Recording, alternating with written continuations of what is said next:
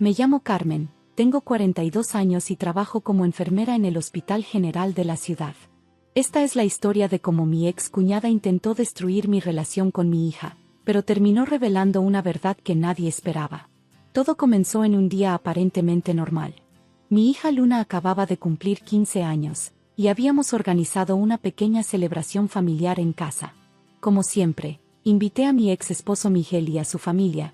Creía firmemente que mantener una relación cordial era lo mejor para Luna, a pesar de nuestro divorcio hace 10 años.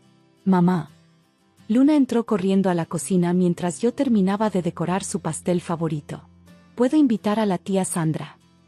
Sandra era mi excuñada, la hermana menor de Miguel. Nunca nos habíamos llevado bien, especialmente después del divorcio, pero jamás le negué a Luna la relación con su familia paterna. Claro, cariño, respondí, aunque algo en mi interior me advertía que era mala idea. La fiesta comenzó bien. Luna estaba radiante, rodeada de sus amigos y familia. Miguel llegó con su nueva esposa, Ana, quien siempre había sido respetuosa conmigo y adoraba a Luna. Todo parecía perfecto hasta que Sandra llegó. Luna, mi sobrina preferida, exclamó Sandra, abrazando a Luna mientras me lanzaba una mirada fría. Traía un regalo envuelto en papel dorado. Tía Sandra, pensé que no vendrías.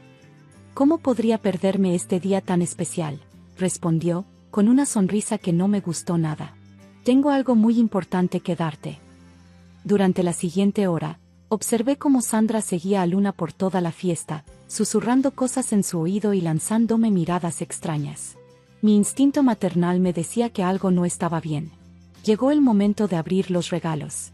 Luna estaba emocionada, rodeada de sus amigos y familia. Cuando llegó al regalo de Sandra, noté que mi ex cuñada sacaba su teléfono, como si quisiera grabar la reacción de Luna. Luna desenvolvió el regalo. Era un álbum de fotos antiguo.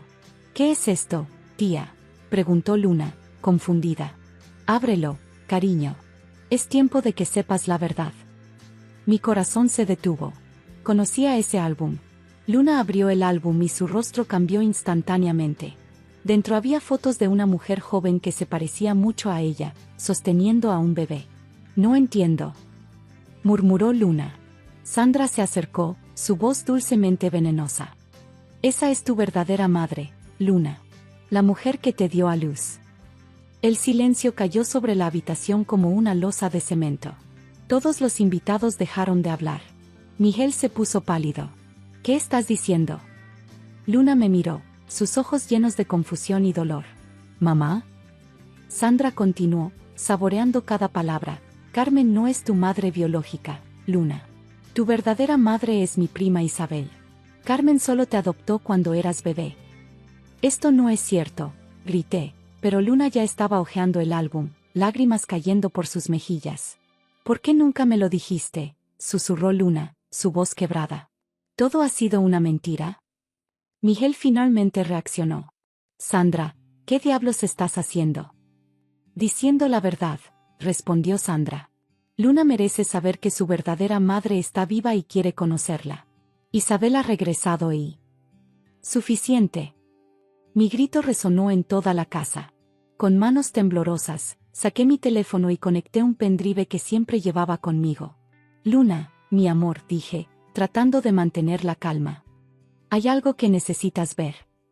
Conecté el pendrive al televisor de la sala. La pantalla se iluminó con un video antiguo, fechado hace 15 años exactos.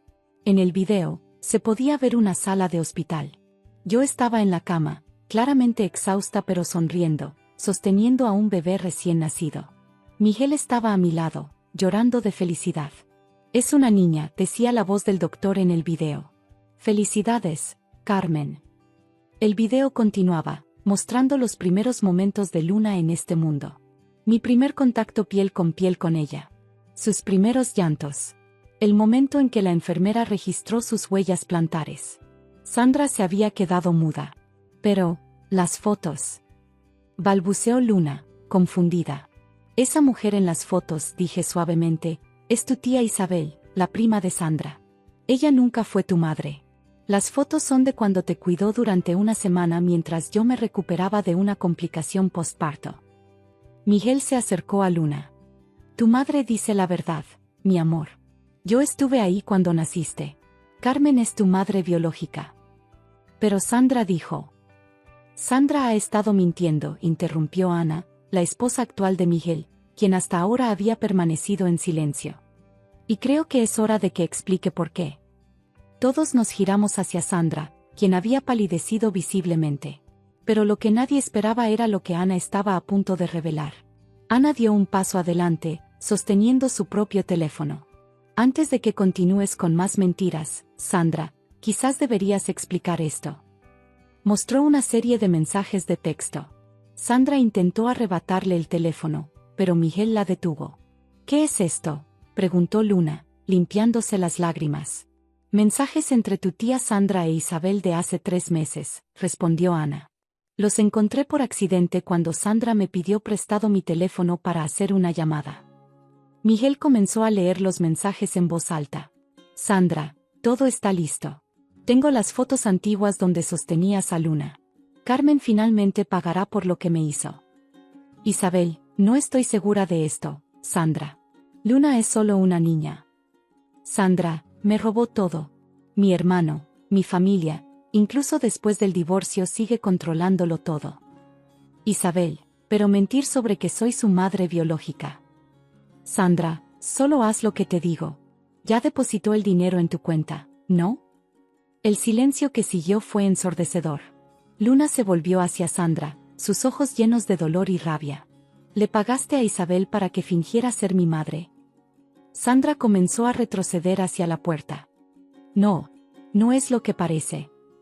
¿Entonces qué es?, pregunté, mi voz temblando de furia. ¿Por qué, Sandra? ¿Por qué intentar destruir la relación con mi hija? Porque tú lo destruiste todo, gritó Sandra, finalmente quebrándose. Tú y tu perfecta vida.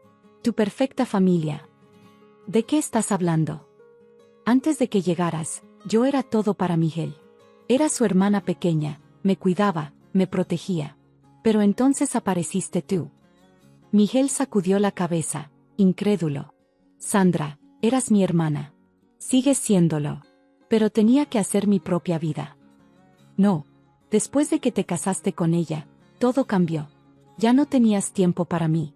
Y cuando nació Luna, Sandra sollozó. Te convertiste en su familia. Ya no era importante. Eso no es cierto, dijo Miguel suavemente. Te alejaste tú sola. Te ofrecí vivir con nosotros cuando perdiste tu trabajo, pero te negaste. Porque ella no me quería allí. Sandra me señaló acusadoramente. Fue entonces cuando no pude contenerme más. ¿No te quería allí? Te preparé una habitación. Te conseguí una entrevista en mi hospital. Pero tú rechazaste todo porque no soportabas ver que tu hermano era feliz con alguien más. Luna, que había estado escuchando todo en silencio, se acercó a Sandra. Todo este tiempo, ¿has estado celosa de mi mamá? No lo entiendes, murmuró Sandra. Ella nos separó. No. Luna alzó la voz, sorprendiéndonos a todos. Tú te separaste. Y ahora intentaste arruinar mi cumpleaños, hacerme creer que mi madre no era mi madre. Los invitados comenzaron a murmurar entre ellos. Algunos se despidieron discretamente, sintiendo la tensión en el ambiente. Hay algo más, intervino Ana, deslizando su dedo por la pantalla de su teléfono. Algo que explica por qué Sandra eligió este momento específico para su plan. Sandra palideció. No, por favor. Sandra está perdiendo la casa que heredó de nuestros padres, reveló Miguel, conectando los puntos. El banco va a ejecutar la hipoteca el próximo mes. ¿Y pensaste? Comencé a entender. Pensaste que si destruías mi relación con Luna, Miguel te ayudaría económicamente. Como lo hacía antes. Necesitaba ayuda, gritó Sandra. Y tú siempre fuiste la prioridad. Incluso después del divorcio, mi hermano siguió pendiente de ti y de Luna. Porque son mi familia, respondió Miguel con firmeza. Luna es mi hija y Carmen, aunque ya no estemos casados, es su madre y una parte importante de mi vida. Sandra se derrumbó en una silla, llorando. Lo siento tanto. Luna se acercó a mí y me abrazó fuertemente. Mamá, perdóname por dudar. La estreché contra mi pecho, besando su cabello. No hay nada que perdonar, mi amor. Era solo una niña confundida. Pero mientras consolaba a mi hija, vi algo en el teléfono de Ana que me heló la sangre. Otro mensaje, uno que Sandra había enviado hace solo unos días. Si esto no funciona, tengo un plan B. Carmen no sabe que guardé esos documentos del hospital. ¿Documentos del hospital? Un recuerdo lejano, algo que había intentado olvidar durante 15 años, surgió en mi mente. No, ella no podría saber sobre eso. Sandra debió notar mi expresión de pánico, porque una pequeña sonrisa apareció en su rostro entre las lágrimas. «Lo recuerdas, ¿verdad?», susurró. El día que Luna nació, no todo fue tan perfecto como muestra ese video. Miguel se tensó visiblemente. Él también lo recordaba. «Sandra», advirtió Miguel, «no te atrevas». «¿Qué está pasando?», preguntó Luna, mirándome preocupada. «¿Mamá?». Sandra sacó un sobre arrugado de su bolso. «Estos son los verdaderos documentos del hospital del día que naciste, Luna. Los que tu madre nunca quiso que vieras». «No tienes derecho», dije, mi voz temblando. «No tiene derecho a saber que casi la abandonas». Sandra abrió el sobre. «¿Qué tuviste depresión postparto severa y querías darla en adopción?». El silencio que siguió fue ensordecedor. Luna se alejó de mí, sus ojos llenos de confusión y dolor nuevamente.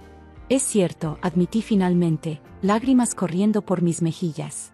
«Tuve depresión postparto severa. Fue el periodo más oscuro de mi vida». «¿Querías abandonarme?». La voz de Luna se quebró. «No, mi amor. Déjame explicarte». Tomé aire profundamente. Cuando naciste, mi cerebro se desconectó. Los médicos lo llaman depresión postparto severa con psicosis. No podía sentir nada, estaba atrapada en una oscuridad que no podía entender. Miguel se acercó y tomó mi mano. «Tu madre estuvo hospitalizada por 2 semanas después de tu nacimiento. Fue entonces cuando Isabel, que era enfermera, te cuidó». «¿Por eso están esas fotos?», preguntó Luna. «Sí», respondí. «Isabel fue un ángel en ese momento. Me ayudó a recuperarme, me enseñó a conectar contigo». Sandra soltó una risa amarga. «¿Y por qué nunca le contaste esto a Luna?». «Porque cuando me recuperé», dije, mirando directamente a mi hija, «me prometí que esa oscuridad nunca afectaría tu vida. Que nunca dudarías de mi amor por ti». «Pero los documentos muestran que firmaste papeles de adopción», insistió Sandra. «Papeles que nunca se procesaron», intervino una nueva voz. Todos nos giramos. En la puerta estaba Isabel, la mujer de las fotos. «Isabel», Sandra palideció. «¿Qué haces aquí?». «Ana me llamó», respondió Isabel, entrando en la sala. «Me contó lo que planeabas hacer. No podía permitirlo». Isabel se acercó a Luna y le entregó otro sobre. «Estos son los verdaderos documentos completos, Luna. Incluyen el diagnóstico médico de tu madre, su tratamiento y su recuperación. También incluyen esto». Luna abrió el sobre y sacó una carta manuscrita, amarillenta por el tiempo. «Es una carta que tu madre escribió durante su recuperación», explicó Isabel. «La guardé todos estos años». Con manos temblorosas, Luna comenzó a leer. «Mi pequeña Luna, si algún día lees esto, significa que he encontrado el coraje para contarte sobre los días más oscuros de mi vida. Cuando naciste, una enfermedad nubló mi mente y mi corazón. Por un breve momento, la oscuridad me hizo pensar que no podía ser tu madre. Pero entonces, un día, mientras estaba en el hospital, abriste tus ojitos y me miraste. En ese momento, la niebla comenzó a disiparse. Cada día después de ese, luché con todas mis fuerzas para volver a ti. Porque eras mía, mi pequeño milagro, y ninguna enfermedad podía cambiar eso. Los papeles de adopción que firmé en mi momento más oscuro nunca se procesaron, porque cada vez que intentaban llevarte, mi cuerpo entero gritaba de dolor. Incluso en mi peor momento, mi alma sabía que eras mi hija. Te amo más que a mi propia vida, Luna. Cada día desde entonces ha sido un regalo, una oportunidad de demostrarte ese amor. Si alguna vez dudas de eso, recuerda que vencí a mis propios demonios por ti. Con amor eterno, mamá». Luna levantó la vista de la carta, sus ojos llenos de lágrimas. Sin decir una palabra, corrió hacia mí y me abrazó con todas sus fuerzas. «Te amo, mamá», susurró. «Gracias por luchar por mí». Sandra observaba la escena, toda su malicia anterior reemplazada por vergüenza. Lo siento, murmuró. Yo no sabía toda la historia. Isabel se acercó a Sandra. Usaste mi confianza y mis fotos para herir a una familia. ¿Por qué? Porque estaba celosa, admitió Sandra.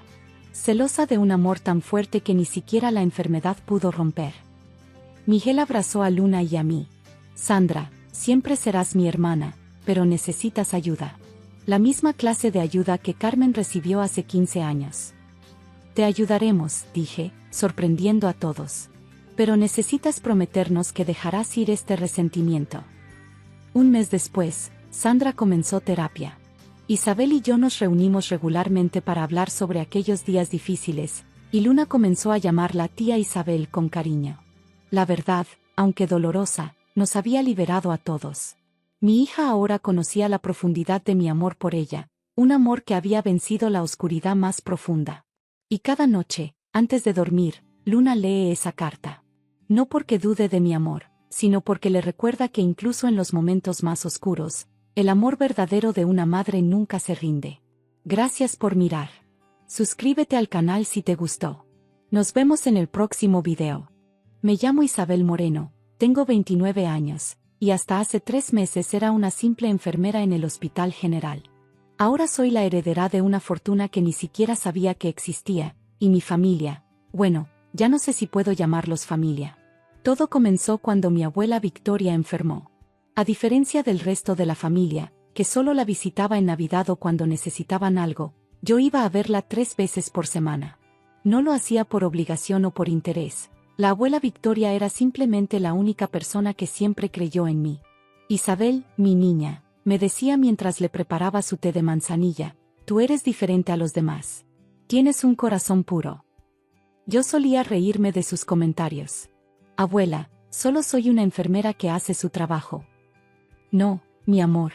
Eres mucho más que eso. La abuela Victoria vivía en una casa modesta en las afueras de la ciudad. Nadie en la familia entendía por qué se negaba a mudarse a un lugar más lujoso o contratar personal de servicio. Es una tacaña, decía mi madre. Seguro esconde todo su dinero bajo el colchón. Lo que nadie sabía era que la abuela donaba regularmente a organizaciones benéficas y ayudaba a familias necesitadas en secreto. Yo lo descubrí por casualidad un día, cuando la acompañé al banco. No le digas a nadie, me pidió. Tu madre y tus tíos solo verían una oportunidad para pedir más dinero. Y tenía razón. Mi madre, Clara, y mis tíos Ricardo y Patricia siempre estaban pidiendo préstamos que nunca devolvían. La abuela los ayudaba, pero siempre me decía que le dolía ver cómo desperdiciaban el dinero en lujos innecesarios. Un jueves por la noche, recibí una llamada urgente. La abuela había sufrido un infarto y estaba en el hospital. Corrí a emergencias, donde ya estaba toda la familia reunida. Mi madre me miró con desprecio. Vaya, por fin llegas. ¿Dónde estabas? ¿Muy ocupada para atender a tu abuela? Estaba en mi turno, mamá. Sabes que trabajo en el hospital del otro lado de la ciudad.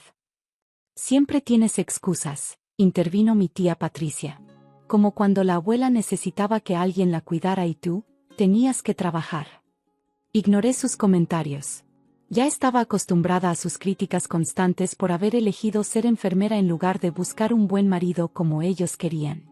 La abuela sobrevivió esa noche, pero los médicos nos advirtieron que su condición era delicada. Durante las siguientes semanas, me quedé con ella en el hospital siempre que podía.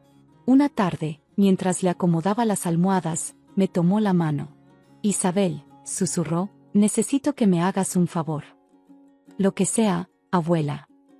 En mi casa, en el ático, hay una caja azul con documentos importantes. Tráemela, por favor.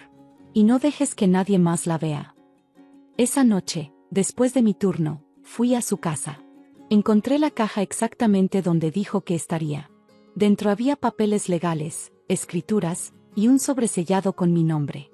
No lo abras todavía, me dijo cuando se la entregué al día siguiente. Todo a su tiempo.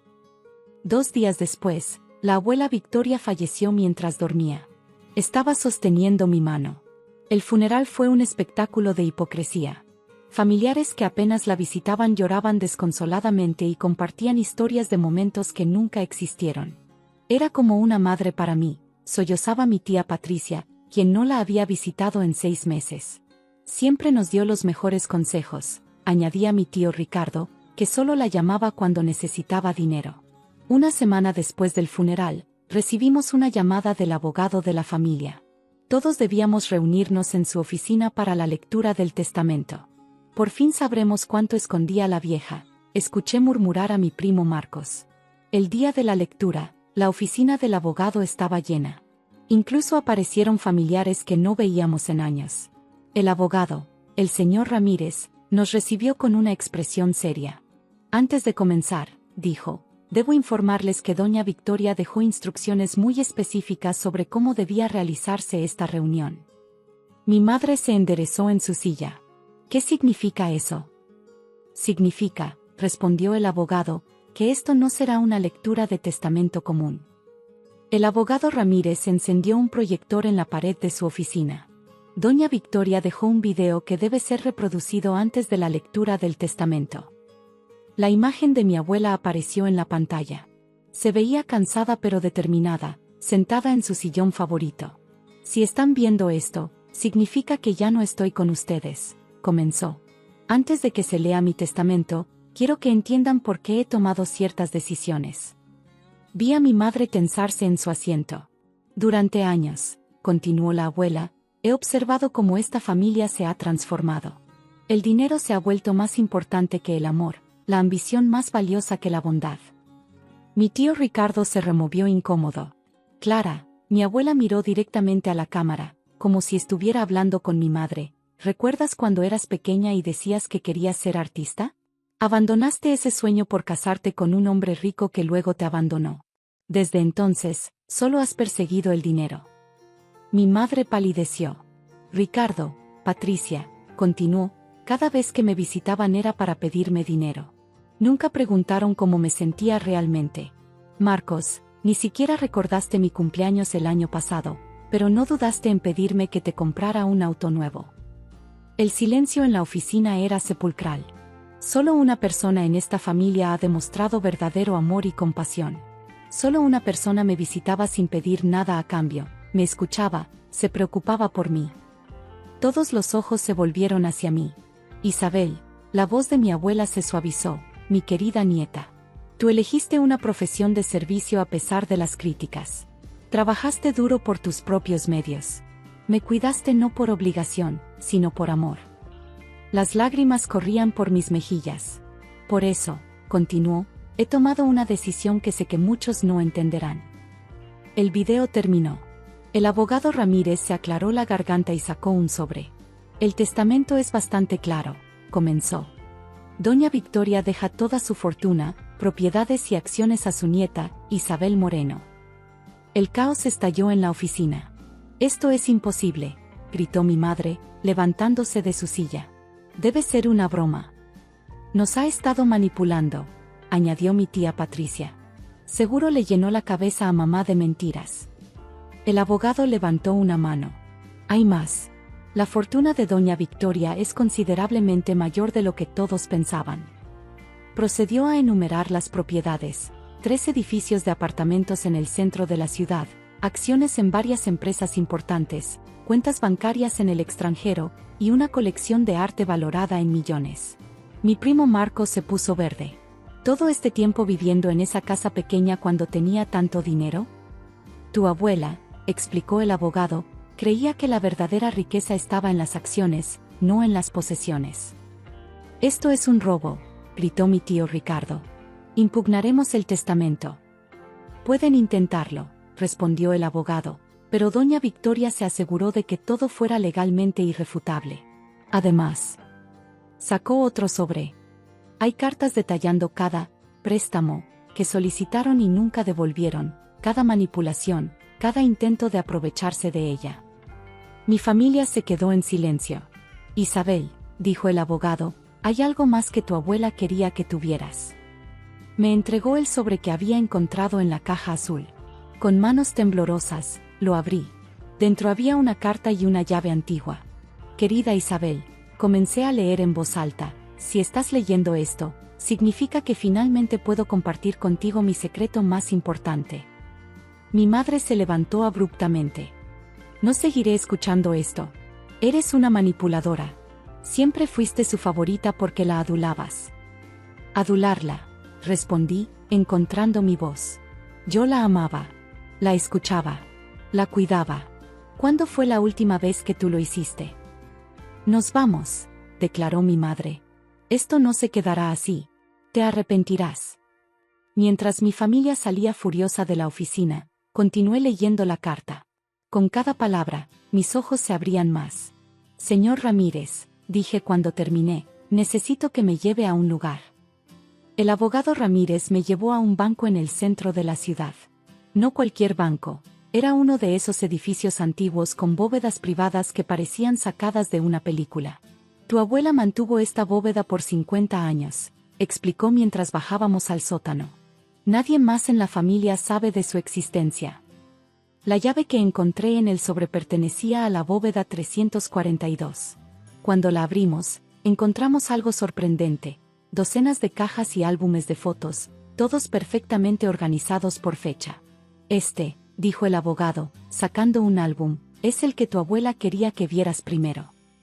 Las fotografías contaban una historia que nadie en la familia conocía. Mi abuela, de joven, había sido una exitosa empresaria. Construyó su fortuna desde cero, comenzando con una pequeña tienda hasta crear un imperio inmobiliario. ¿Por qué nunca lo dijo?, pregunté, pasando las páginas.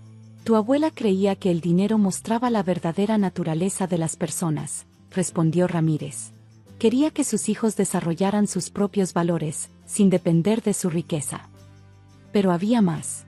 Entre los documentos encontramos evidencia de cómo mi madre y mis tíos habían intentado manipularla a lo largo de los años. Cartas amenazantes exigiendo dinero, documentos falsificados, incluso un intento de declararla mentalmente incompetente. Tu abuela documentó todo, explicó Ramírez. Sabía que intentarían impugnar el testamento. También encontramos algo que me dejó sin aliento: documentos detallando cómo mi abuela había estado donando silenciosamente millones a hospitales y organizaciones benéficas durante décadas. El hospital donde trabajas, sonrió Ramírez, fue uno de sus proyectos favoritos. Te observó durante años, viendo cómo te desarrollabas profesionalmente sin saber que ella estaba detrás de muchas de las mejoras del hospital. Las lágrimas corrían por mis mejillas mientras leía la última carta que había dejado en la bóveda. Querida Isabel, si estás leyendo esto, significa que finalmente puedo compartir contigo toda la verdad. No solo te dejo mi fortuna, te dejo un legado de responsabilidad y compasión. El dinero es una herramienta poderosa, mi niña. Puede construir hospitales o destruir familias. Puede alimentar la codicia o inspirar la generosidad. Tú has demostrado que entiendes esto sin siquiera saberlo. En esta bóveda encontrarás todos los documentos necesarios para continuar mi trabajo benéfico. También encontrarás evidencia para protegerte de cualquier intento legal de tu familia por disputar mi decisión. Pero más importante aún, encontrarás la verdad. Úsala con sabiduría. Con todo mi amor, abuela Victoria. Una semana después, mi familia intentó impugnar el testamento, tal como mi abuela había predicho. Fue entonces cuando decidí usar la verdad como ella sugirió. Convoqué una reunión familiar en la antigua casa de la abuela. Todos vinieron, probablemente esperando que hubiera recapacitado. He estado revisando los documentos de la abuela, comencé, colocando carpetas frente a cada uno. Y creo que deberían ver esto. Las carpetas contenían copias de todas sus manipulaciones y engaños, junto con documentos detallando cómo la abuela había estado secretamente ayudando a cada uno de ellos durante años. Mamá, dije, mirando a mi madre, ¿recuerdas cuando tu galería de arte casi quebró hace 5 años? Un inversionista anónimo la salvó. Era la abuela. Mi madre palideció. Tío Ricardo, suerte, en los negocios no fue suerte. La abuela manipuló discretamente sus contactos para salvarte de la bancarrota 3 veces.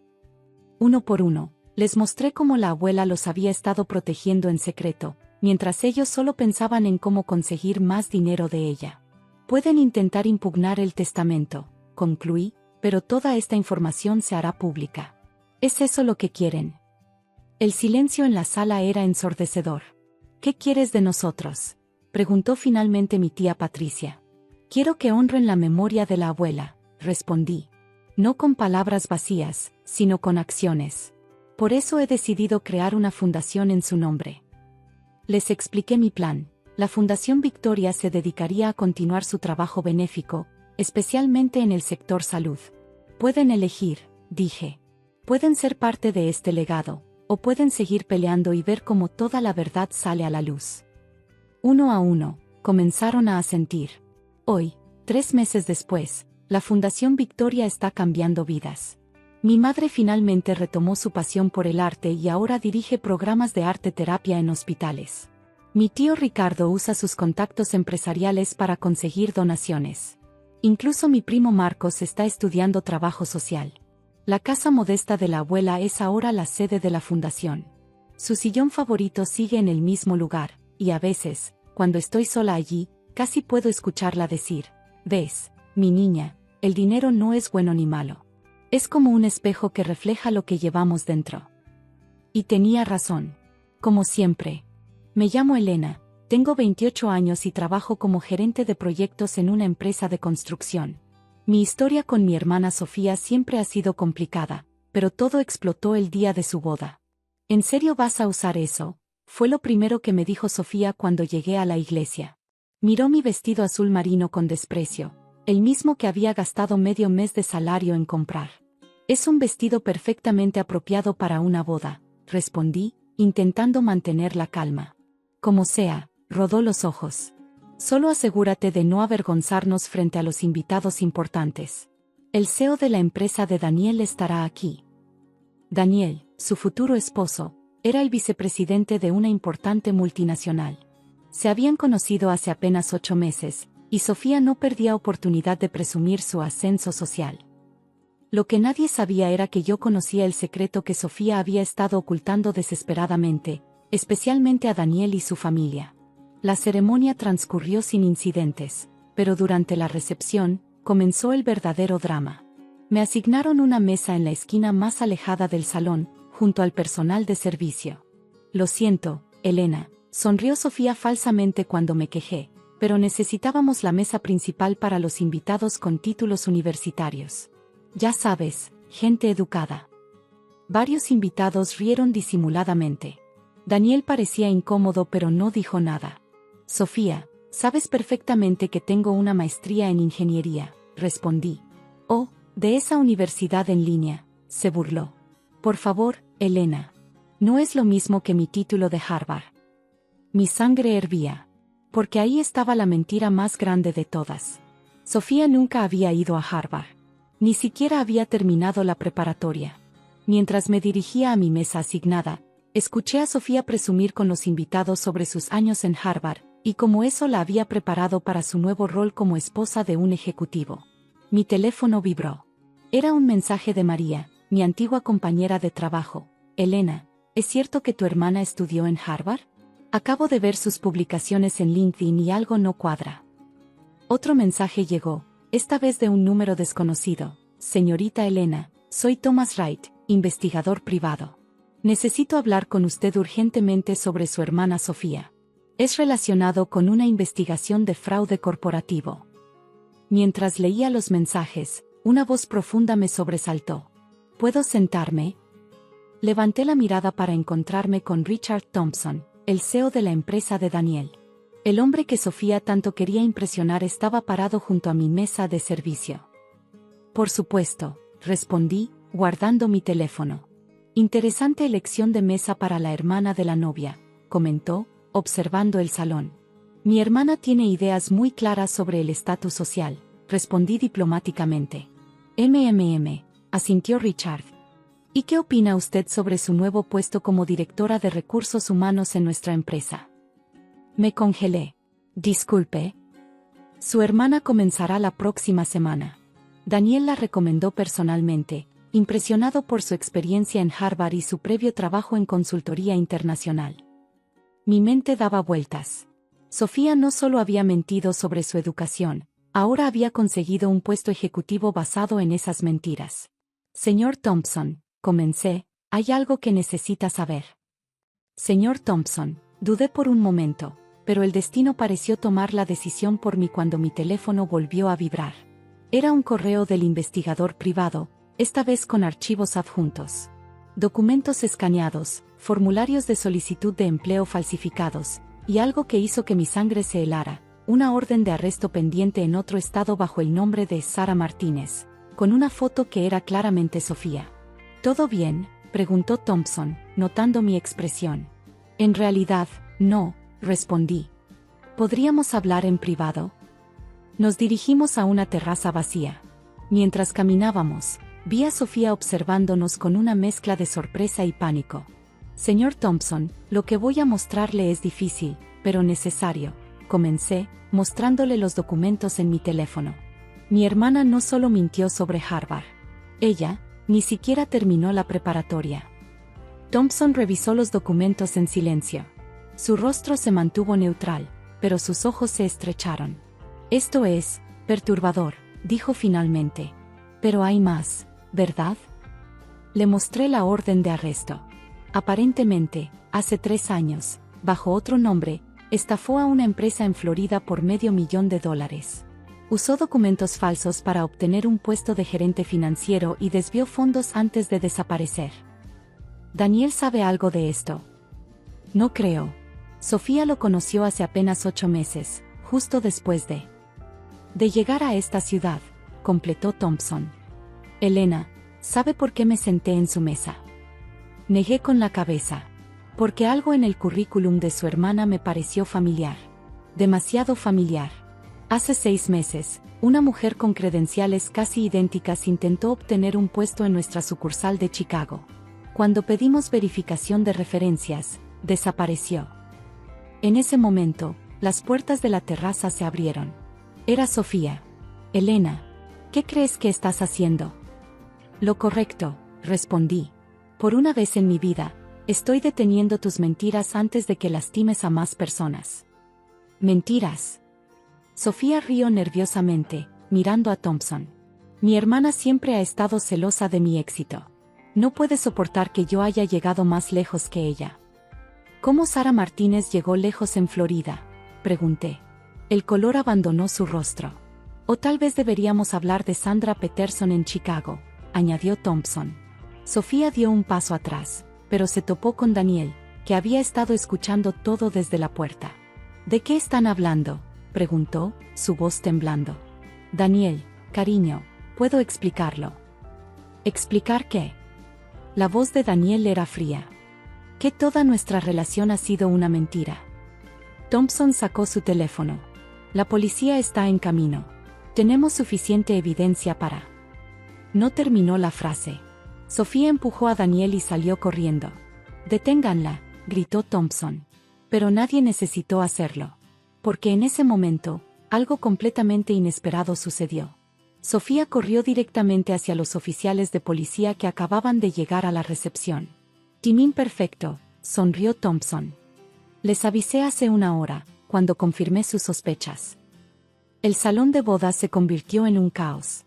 Los invitados observaban atónitos mientras los oficiales esposaban a la novia, su vestido blanco de $50,000 arrastrándose por el suelo.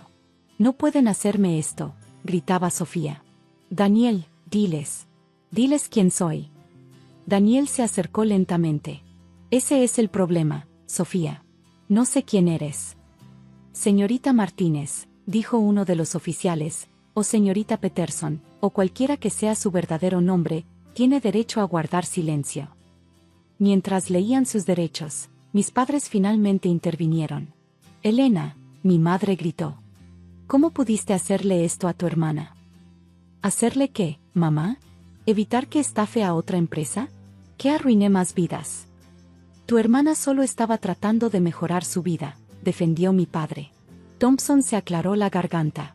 Señores, su hija es buscada en 3 estados por fraude corporativo. Esto va más allá de mejorar su vida, punto. Fue entonces cuando la detective Johnson, que acababa de llegar, añadió. Y eso no es todo. Encontramos conexiones con al menos 5 casos más de fraude en diferentes estados. El total supera los $2 millones. Los invitados comenzaron a murmurar y sacar sus teléfonos. La boda del año se estaba convirtiendo en un circo mediático. Elena, Daniel se acercó a mí.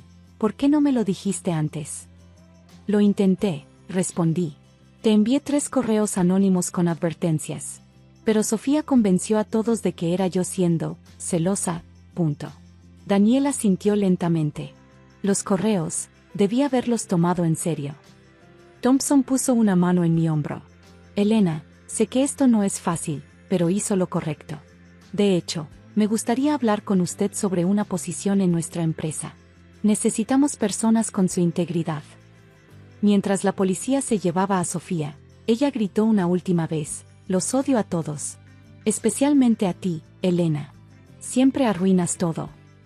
No, Sofía, respondí calmadamente. Tú lo arruinaste sola. Los meses siguientes fueron intensos. Sofía fue sentenciada a 15 años de prisión por múltiples cargos de fraude. Mis padres, que habían sido cómplices involuntarios al encubrir sus mentiras, tuvieron que testificar. Daniel, devastado pero agradecido por la verdad, vendió el apartamento que había comprado para ellos y donó el dinero a las víctimas de fraude corporativo. Yo acepté el trabajo que Thompson me ofreció, y ahora dirijo el departamento de cumplimiento normativo, asegurándome de que ningún otro impostor pueda hacer lo que hizo Sofía. La última vez que vi a mi hermana fue durante su sentencia. Me pidieron testificar sobre su carácter. Mi hermana no es una mala persona, dije al juez. Pero eligió el camino fácil, una y otra vez, sin importarle a quien lastimaba en el proceso. Sofía no me miró durante toda la audiencia. Hace poco, recibí una carta suya desde la prisión. Elena, ahora entiendo que tú eras la hermana fuerte. No por tus títulos o tu trabajo, sino porque elegiste la honestidad cuando yo elegí las mentiras.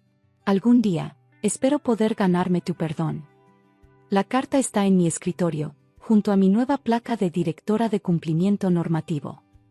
Es un recordatorio diario de que la verdad, aunque a veces dolorosa, siempre encuentra su camino.